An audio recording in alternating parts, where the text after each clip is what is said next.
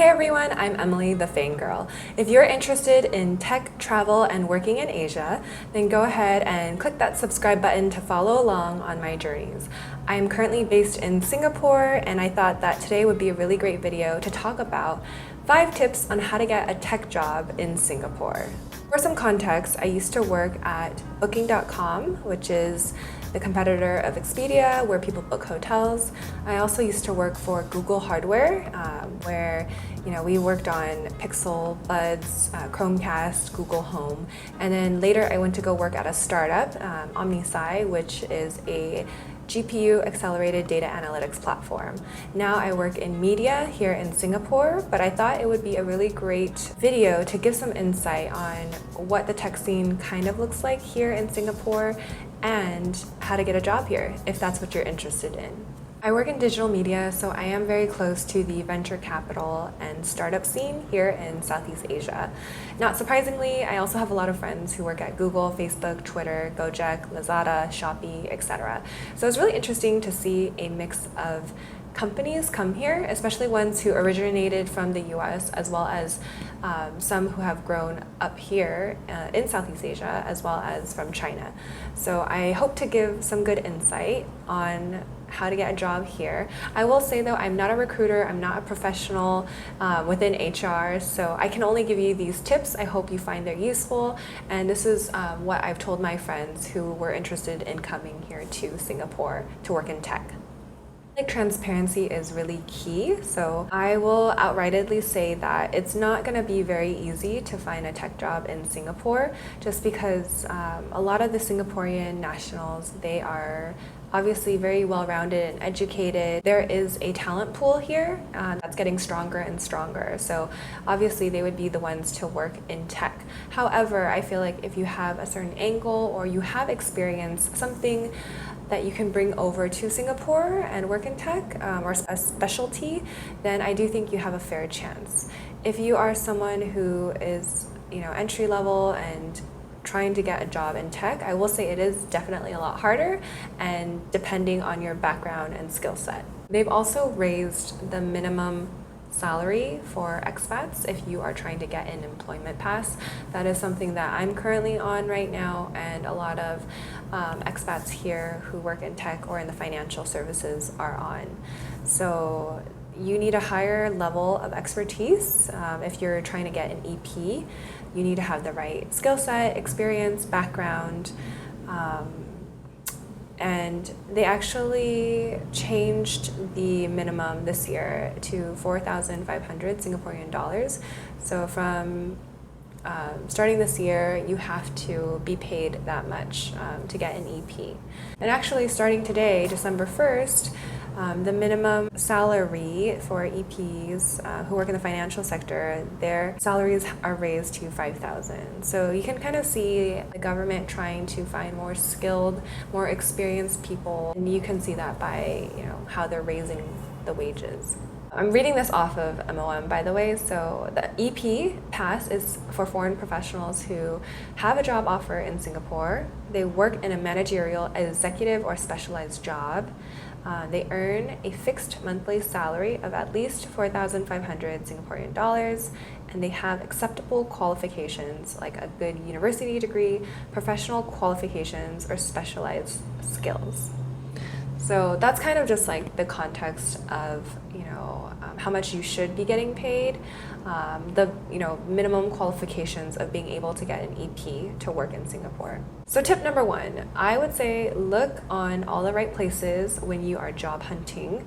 Obviously, there are more local HR platforms that you can look into, as well as international ones. So the ones that I know on the top of my head is Glint's, Talent Tribe, Tech in Asia, E27, Job Street, and then obviously the bigger players like Glassdoor, LinkedIn, Monster. AngelList is really good if you're into working for a startup and maybe like small to medium-sized businesses. Say though, like be strategic in your job search. Like you shouldn't rely on these HR platforms to kind of tell you, what jobs are going to be there, right? Like you should kind of read the news and understand which companies are moving their HQs over here. Like when I came to Singapore, I didn't know Dyson had their headquarters here. Like the CEO lives here. I know Disney Plus was having a hiring spree, so was Huawei and Tencent, as well as ByteDance, because they've established offices here. I also came from more of like the B2B enterprise software space. So I also found out that, also SAP, Red Hat, they're here as well. So really do your research when you're kind of seeing what jobs are out here, because you don't know, if they have job openings up soon. And I also found out that Tesla was hiring for a role that would kind of help create the battery stations within Singapore. So you know that Tesla is also expanding here as well. Tip number 2 is definitely around relationship building. You need to build relationships, whether it is back at home, wherever you're living, or here in Singapore. So I think it's so important to kind of develop a credible stance of why you want to go over to Singapore. And this is done through networking, right? Making warm connections with people who work and live in Singapore, people who are already on the ground who can help you, connect with people who are hiring, or maybe there's a first or second or third degree connection that may land you a job. And not even that, you should be also networking with recruiters who are within your home country, who can connect you with recruiters in Singapore. So I think that's really important, because when I was interviewing for a role, it was interesting because I connected with someone in the US, and they immediately just forwarded me to someone in Singapore, and I just got very easily connected that way. So I would say, definitely network. It just makes you stand out so much more, and the job market is competitive. So if you don't want to be one of those 200 plus applications who applied on LinkedIn with a one button application click, then you should network and you should get your name and your face out there. There are a lot of networking platforms out there as well, and I highly recommend attending like webinars, like workshops, or even doing like networking platforms. I have done lunchclub.ai, which is fantastic, by the way. There's not a lot of, I haven't met anyone creepy yet, so it's a good platform, but people use it to network professionally. So if you want to create a event together, you want to pick someone's brain, you want to find a mentor, you want to find a job, or you want to hire, I think it's a really great platform for you to kind of select your interests and see who or what archetype you want to talk to. So definitely check out lunchclub.ai. I would also say tap into alumni networks, right? So there is something about going to the same university or school that kind of brings people together. So if you have a very strong alumni network, do try and find out who is living and working in Singapore, if they can help you in some way. If you're part of like a women's group, or you're trying to find out, people who already do this, then do your research, right? I would also recommend looking at Alpha. It's spelled ELPHA. It's a women's community group with incredible women who work in like VC and tech as well. And it's just a fantastic community forum that I've looked at, and I know there are people in Singapore who also use it as well. So I can only see its international reach expanding, and it's great because it's like Quora. You ask questions and people will respond, and I will say that it's a very safe space to ask questions. I even saw someone ask people what their net worth was, and there was like 50 responses. So definitely look into community groups who want to help each other out. Also, this is just some advice that my sister, who is older and more experienced, she told me, ask for help, right? Like if you're looking for a job, if you want to do something, you have to let it be known. If you don't tell people, no one will know. And I think a lot of us become really like shy, or we don't want to like ask people for help, but these are the people who you've created a relationship with. So definitely reach out to your network and see who you can get connected with.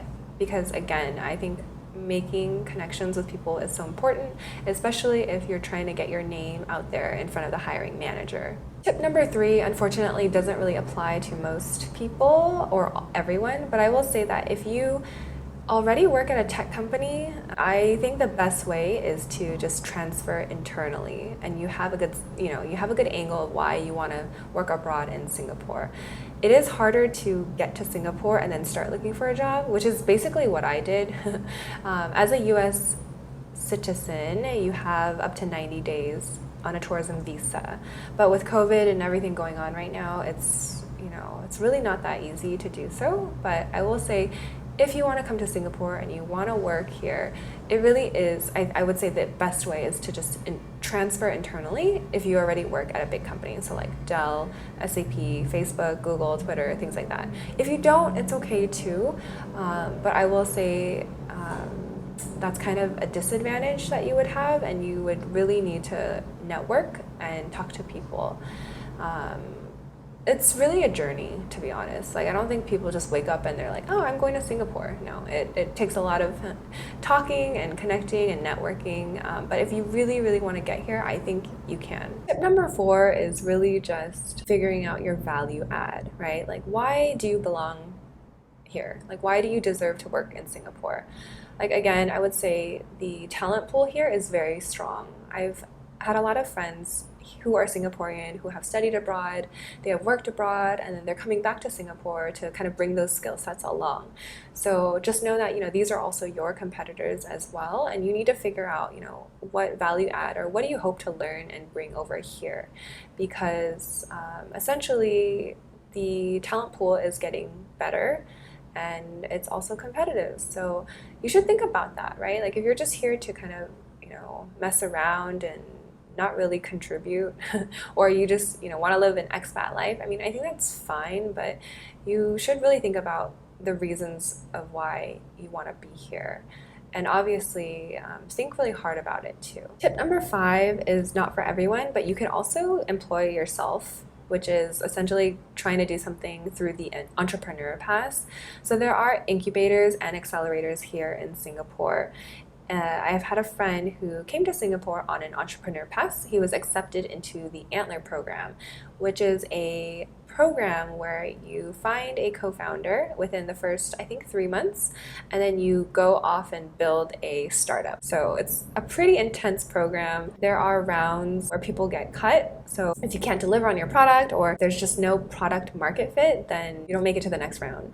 But in pitch, there's demo day. You can even get funding from VCs. Again, being an entrepreneur is not for everyone, but I will say that, if that's something you're willing to kind of take the jump on, that's another channel that you can look into. So the ones that I know are like Antler, Entrepreneur First. I know Plug and Play is here as well, 500 Startups.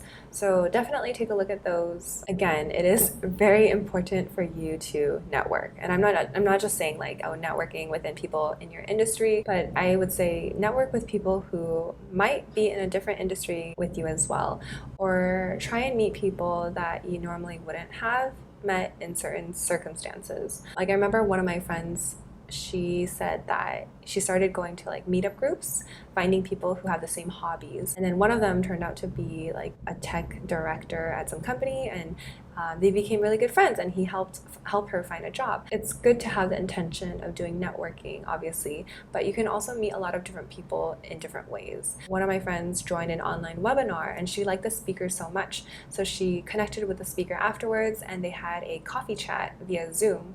And now they have some sort of like mentorship going on.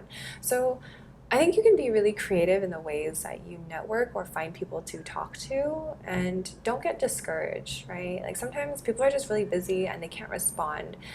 So if they don't respond, or they're not willing to help you out, then forget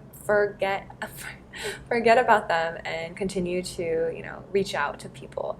But I will say though, as someone who has been on both ends, who have reached out to a lot of people and someone who gets reached out to a lot, I will say that it's always good to leave a message, or just say like, hey, I'm busy, I don't have the time, or thanks for connecting. I will say that you never know who you're going to bump into in your industry, and it's really good to keep a good profile for yourself. So I think in general, just be kind to people, don't be a dick, and try and help people when you can. Obviously, everyone's really busy and there's different bandwidths to manage, but I think my philosophy is just make things better, or don't make things worse. Yeah. So I hope this was helpful. I feel like these were like the 5 main tips that I would tell my friends when they're thinking about coming to Singapore. I will say though, it's a stretch, right? It's something that you have to think very thoroughly. Obviously, I didn't because I was just trying to leave something, but it has been one of the best decisions I've made so far, and I don't regret a thing. I do think that the tech scene here in Singapore is flourishing. They have so much investors' money. It's kind of insane. So I think we'll only continue to see this space grow, especially with what's going on in Hong Kong and their political climate, which is quite sad. But I do think there's a lot of uncertainty around that, and Singapore has been kind of benefiting from what's going on because Singapore doesn't have anything bad with other countries. So you see a lot of companies starting to move here and establish offices and HQs here.